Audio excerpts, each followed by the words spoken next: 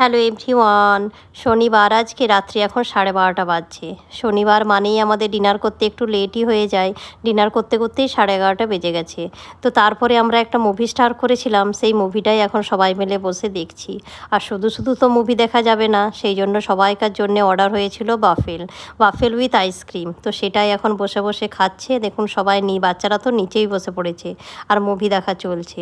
শনিবার আর রবিবার যেহেতু বাচ্চাদের স্কুল ছুটি, অফিস ছুটি, সেই জন্য শুক্রবার আর শনিবার আমরা রাত্রেবেলায় সবাই মিলে বসে একটা করে মুভি দেখি। বাচ্চাদের কোনো ওঠার তাড়া থাকে না, অফিসেরও যাওয়ার কোনো তাড়া নেই, সেই জন্য একটু দেরি করেই শুই আর দেরি করেই উঠি সকালে। আর এই আইসক্রিম আর ওয়াফেলটা অর্ডার করেছিলাম, সবাইকার খুব পছন্দের।